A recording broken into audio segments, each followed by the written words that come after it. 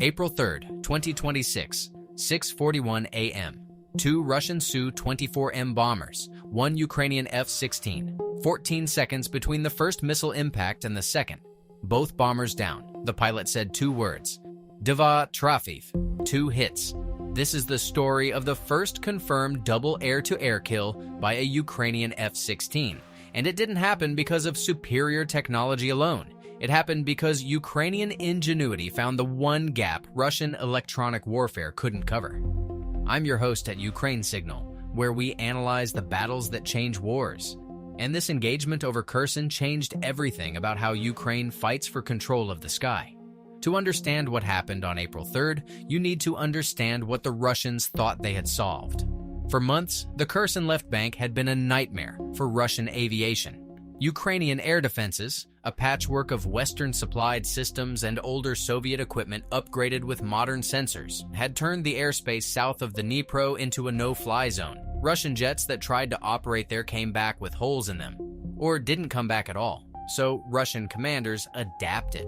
They started sending Su-24M tactical bombers on high-altitude glide bomb runs. The concept was simple. Fly at medium altitude, 15,000 feet or above, release UMPBD-30SN glide bombs from 30 to 40 kilometers behind the front line, and let the weapons coast to their targets on GPS guidance. The bombers never had to cross into the most dangerous airspace. They could drop their ordnance and turn back toward Crimea before Ukrainian systems could react. By late March 2026, these glide bomb attacks were intensifying. Ukrainian positions on the left bank of the Dnipro, the foothold that had been established during the grueling bridgehead operations of late 2025, were taking daily punishment. Each Su-24M could carry 4 glide bombs. A pair of bombers meant 8 precision munitions falling on trenches, command posts, and logistics points. 8 explosions, 8 chances to collapse the bridgehead that Ukrainian soldiers had bled to hold. The Russians added another layer of protection.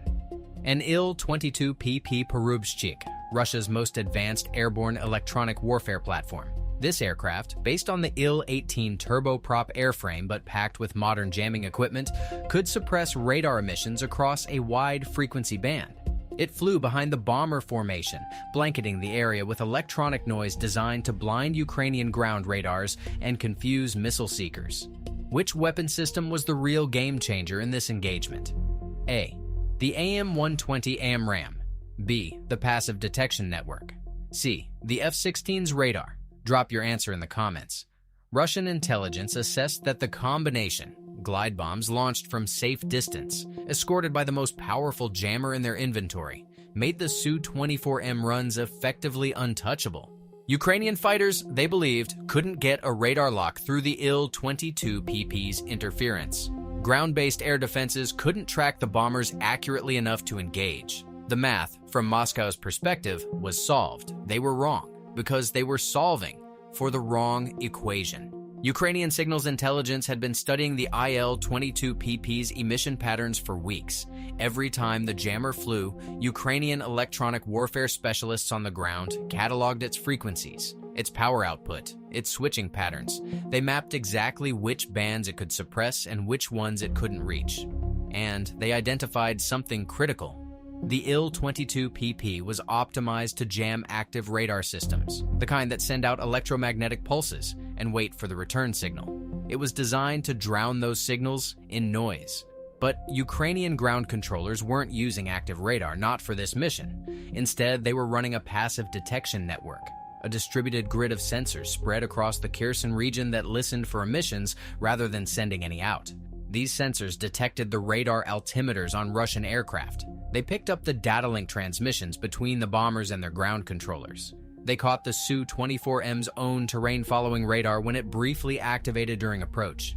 And critically, they detected the Il-22PP itself, because a jammer, by definition, is the loudest thing in the sky. It was like trying to hide behind a searchlight. The passive network had been tracking the Russian formation for 11 minutes before the engagement began. 11 minutes of precise positional data fed through secure landlines to avoid any chance of interception, reaching a command center where Ukrainian air controllers were building a real-time picture of the battlefield without emitting a single detectable signal. Stay with me. Because what happens in the next 6 minutes ends 2 Russian bombers and rewrites the rules of electronic warfare over Ukraine. At 6:22 a.m., the Ukrainian Air Force scrambled a single F-16AM from a dispersed operating base in western Ukraine. The pilot's call sign was Kozak 7. The aircraft carried a mixed loadout, 2 AIM-120C-7 AMRAAM beyond visual range missiles, 2 AIM-9X Sidewinder infrared missiles, and a centerline fuel tank for extended range. The jet was stripped for air-to-air, no bombs, no targeting pod, just missiles and speed. Kozak 7 flew east at low altitude, hugging the terrain to stay below Russian radar coverage. The F-16AM's AN/APG-66V2 radar remained off. Complete electronic silence. The pilot was flying on instructions relayed by ground controllers through a secure encrypted channel. The controllers told him where to go, how fast, and when to climb. He didn't need his own radar, he had something better. An entire network of invisible eyes feeding him perfect information. The flight path was carefully planned. The F-16 approached from the southwest, using the terrain masking of the lower Dnipro river valley to stay hidden.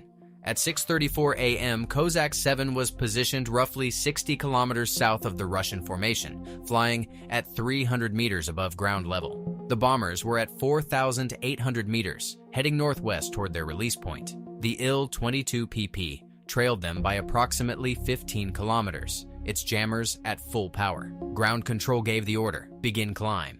Kozak 7 pulled back on the stick, and the F-16 surged upward. The climb angle was steep. The pilot needed altitude quickly, but couldn't afford to spend too long in the open. Every second he climbed, the chance of a Russian radar operator somewhere spotting the F-16 increased. The passive network reported no change in the Russian formation's behavior. They hadn't seen him. At 6:38 a.m., Kozak 7 reached 3,000 meters, still below the bombers, still behind them. The geometry was nearly perfect. The F-16 was in the rear hemisphere of the Su-24M pair, approaching from their 6 o'clock low position. This was the worst possible angle for the bomber's defensive systems. The Su-24M's radar warning receiver was optimized for threats ahead and to the sides. A fighter approaching from directly behind and below sat in the narrowest part of its detection cone. Ground control transmitted final target coordinates, 2 tracks, designated Bandit 1 and Bandit 2. Bandit 1 was the lead bomber, slightly ahead, and to the left.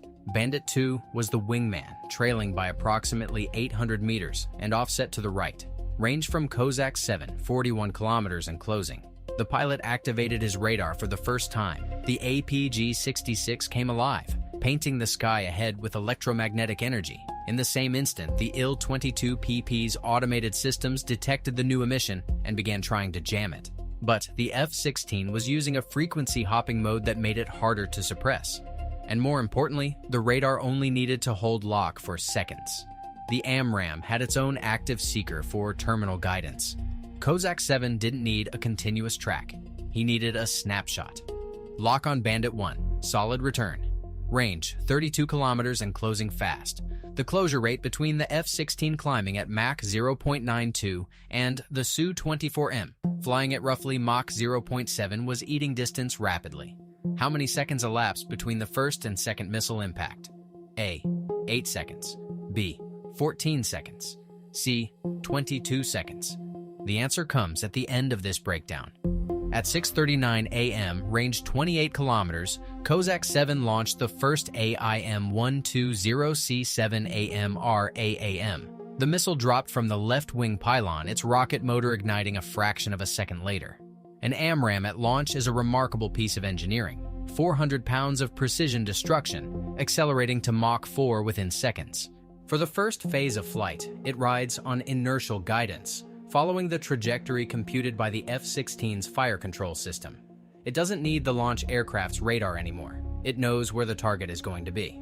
The crew of the lead Su-24M, call them pilot and weapons officer, had no indication a missile was in the air. Their radar warning receiver showed the F-16's radar emissions, but the Il-22PP's crew had already reported they were actively jamming the source. From the Su-24M cockpit, the situation appeared under control. The jammer was doing its job. The bomb run was proceeding on schedule. 12 seconds after launch, the AMRAAM's own active radar seeker switched on.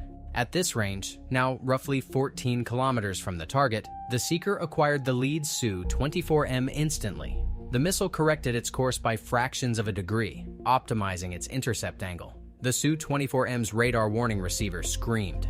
A new signal, not from behind them, from directly ahead and closing at 4 times the speed of sound. The pilot of the lead bomber had perhaps 3 seconds to process what was happening. In those 3 seconds, the AMRAAM covered roughly 4 kilometers. The weapons officer hit the chaff dispenser. Bundles of metallic strips exploded outward from the aircraft, creating clouds of radar-reflective material designed to seduce the missile's seeker. It wasn't enough. The AIM-120C-7 seeker was designed to discriminate between chaff and a real target. The software filtered out the stationary cloud of reflectors and maintained lock on the moving aircraft. The missile struck the Su-24M just aft of the cockpit between the 2 engines. The warhead, a blast fragmentation type weighing roughly 40 pounds, detonated on impact. The Su-24M broke apart. At 4,800 meters, the destruction was visible from the ground. Ukrainian soldiers on the left bank saw a bright flash, followed by a trail of debris arcing downward through the morning sky. The aircraft's fuel load, several thousand pounds of jet fuel, ignited in a secondary fireball. Both crew members were killed instantly. No ejection was observed. Kozak 7 didn't watch. He was already maneuvering. The moment the first missile left the rail, the pilot knew he had seconds before the wingman reacted. He slewed the radar right, searching for Bandit 2. The second Su-24M's crew had seen their leader explode. The weapons officer was screaming on the radio. The pilot, operating on pure adrenaline, threw the bomber into a hard right turn, dumping chaff and flares in a desperate attempt to break whatever lock was tracking them. Subscribe to Ukraine Signal if you want to understand how modern warfare actually works. Because what happened next took exactly 7 seconds. Kozak 7's radar found Bandit 2 in the turn. The Su-24M was banking hard, presenting its broad planform to the F-16's radar, actually making itself a bigger target, not a smaller one. A turning aircraft bleeds energy. It slows down. It becomes predictable for the fraction of a second it takes a fire control computer to calculate a solution.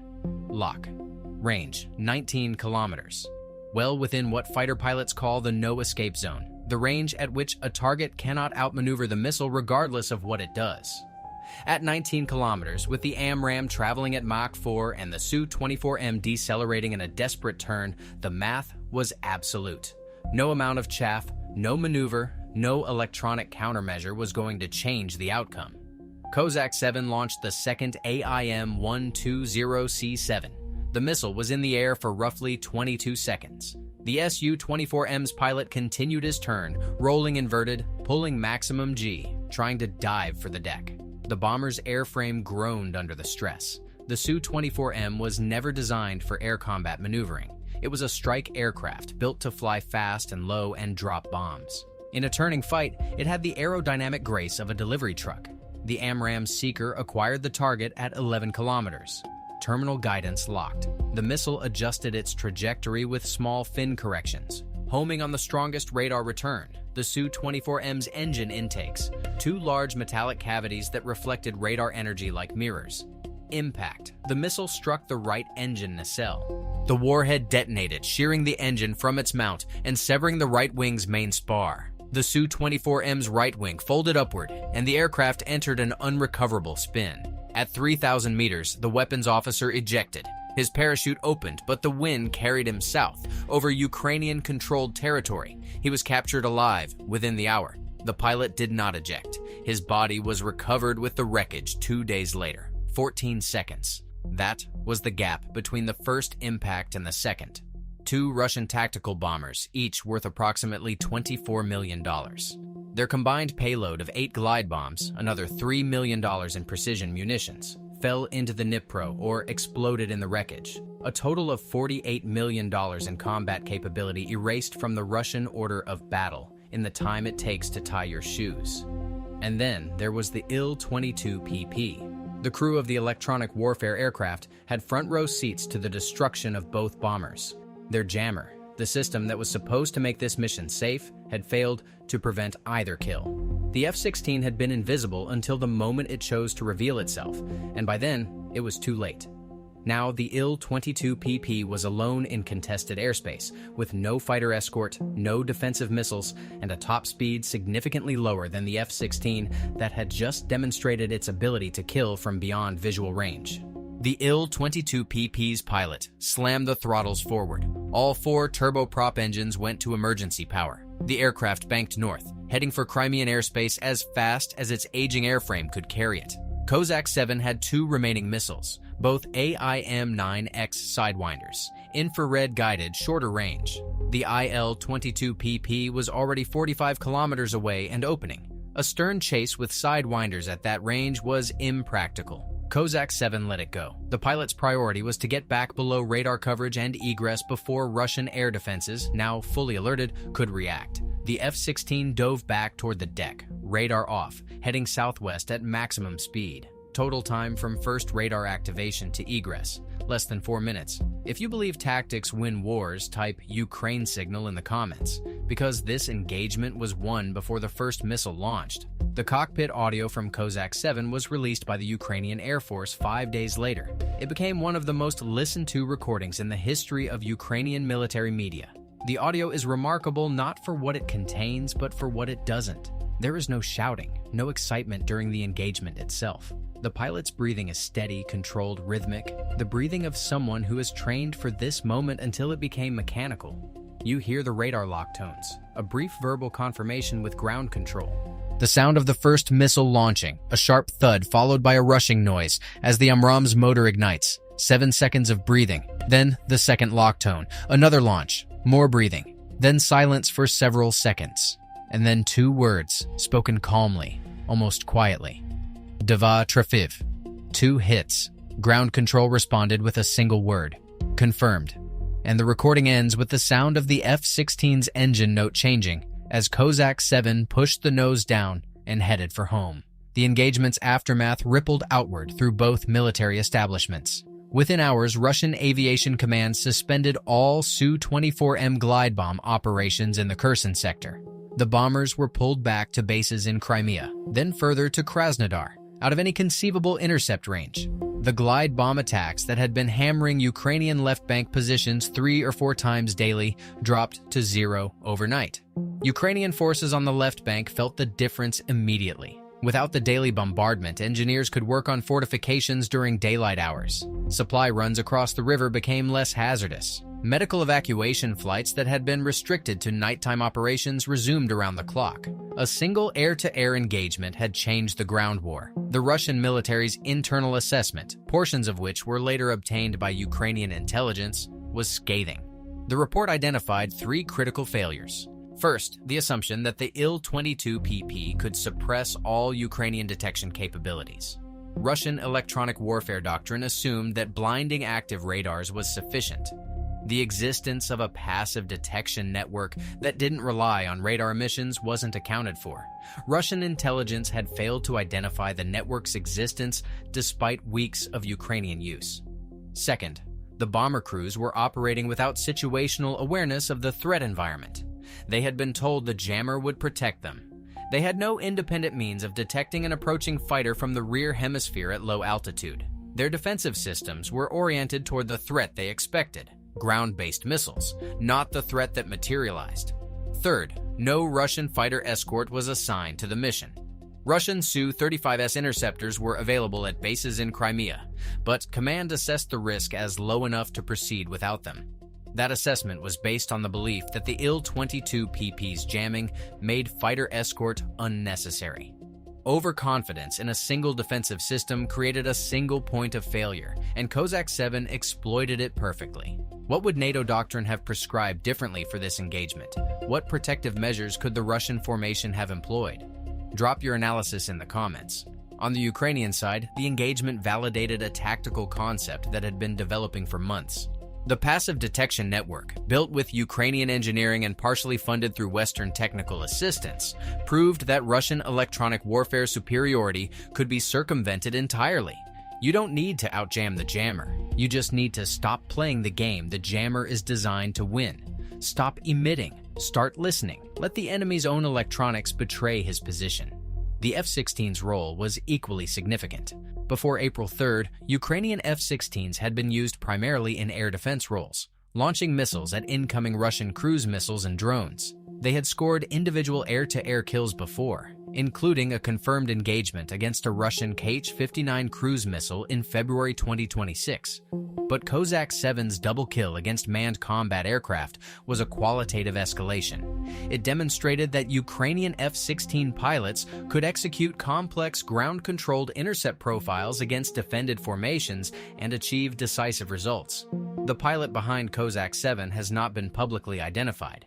Ukrainian Air Force policy prohibits naming active fighter pilots for security reasons. What is known is that he or she completed the F-16 transition training program in Denmark and the Netherlands in 2025 and had accumulated approximately 200 hours on type before the April 3rd engagement. The callsign Kozak 7 has since become iconic in Ukrainian military culture. Shorthand for the moment, Ukraine's Air Force proved it could fight and win in beyond visual range combat against Russian tactical aviation. Real tactics, real consequences. Ukraine signal. The strategic implications extended beyond the immediate theater. Russian planners had relied on glide bomb attacks as a cost-effective way to support ground operations without risking aircraft in heavily defended airspace. The Su-24M, despite being a Cold War-era design, was considered suitable for this role because the bombs did the precision work while the aircraft stayed at safe distance. Kozak 7's engagement shattered that calculus. If Ukrainian F-16s could intercept bombers at medium altitude from positions of complete concealment, then no altitude was safe. The standoff distance that made glide bombs attractive was meaningless if the launching aircraft could be killed before weapons release. Within 2 weeks, Russian forces began modifying their approach. Su-34 fighter bombers replaced the older Su-24Ms on glide bomb missions, offering better self-defense capabilities and more advanced electronic warfare suites. Missions were flown with dedicated Su-35S fighter escorts, typically 2 interceptors for every pair of bombers. This tripled the aircraft required for each strike sortie and dramatically increased the operational cost and complexity. And yet, the underlying vulnerability remained. The passive detection network was still there, still listening, still invisible to Russian jammers. Now, the answer to the earlier question. How many seconds elapsed between the first and second missile impact? The answer is B, 14 seconds. The first AMRAAM struck the lead Su-24M at 6:40:07 a.m. The second AMRAAM struck the wingman at 6:40:21 a.m.